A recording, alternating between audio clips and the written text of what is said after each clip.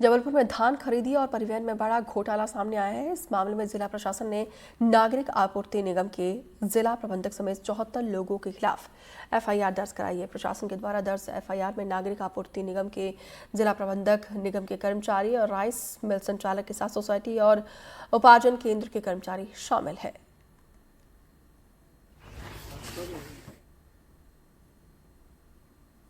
तो वहीं धान घोटाले के बाद से एक्शन को लेकर एनडीटीवी ने कलेक्टर दीपक सक्सेना से एक्सक्लूसिव बातचीत की। पूरे मध्य प्रदेश में एक बार जबलपुर का धान घोटाला फिर गूंज रहा है। इस बार 74 लोगों के खिलाफ एक साथ एफआईआर की गई है। 30 करोड़ से ज्यादा का मामला है और यदि परिवहन व्यय को जोड़ा जाएगा तो ये मामला और भी बढ़ेगा। बड़े अधिकारियों के ऊपर कार्रवाई की गई है, मिलर्स के ऊपर कार्रवाई की गई है। और हम जबलपुर के कलेक्टर दीपक सक्सेना से जानना चाहते हैं कि सर ये क्या मामला है, एक बार फिर बहुत बड़ी कार्रवाई की गई है। बेसिकली ये इंटर डिस्ट्रिक्ट मिलिंग वाला मामला है। जबलपुर की जो धान है वो कुछ जिलों में मिलिंग के लिए भेजी गई थी जहाँ पर उसका चावल बनाया जाता।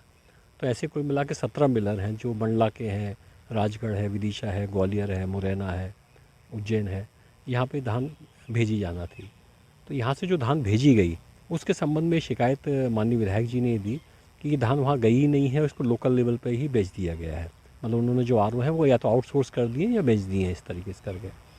ये भी रहा कि कुछ बाहर गाड़ियाँ चल रही थी, कोई तमिलनाडु में चल रही थी, कोई गुजरात में चल रही थी, उस गाड़ी को आपने यहाँ बता दिया, जबकि ईबे के माध्यम से जो पोर्टल है उसमें वो वहाँ चलना बता रहे थे।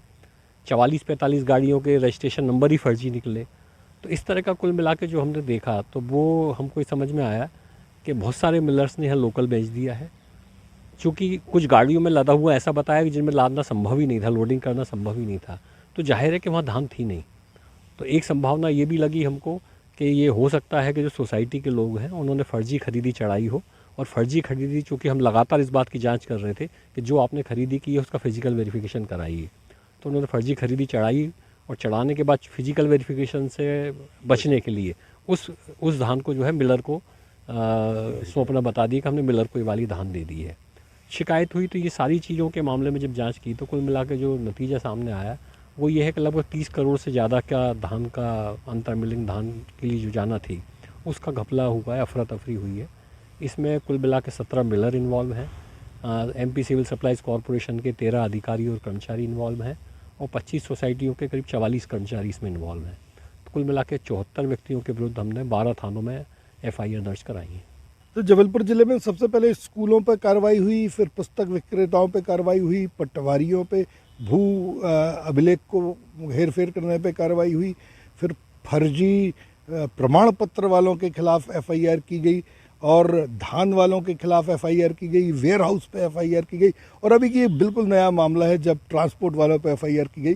तो जबलपुर ज़िले में जो दीपक सक्सेना हैं, जबलपुर के कलेक्टर, लगातार एफआईआर कर रहे हैं और लोगों के खिलाफ कार्रवाई कर रहे हैं। देखना है कि अब इन सब के परिणाम क्या आते हैं। वीरेंद्र शर्मा के साथ संजीव चौधरी, एनडीटीवी।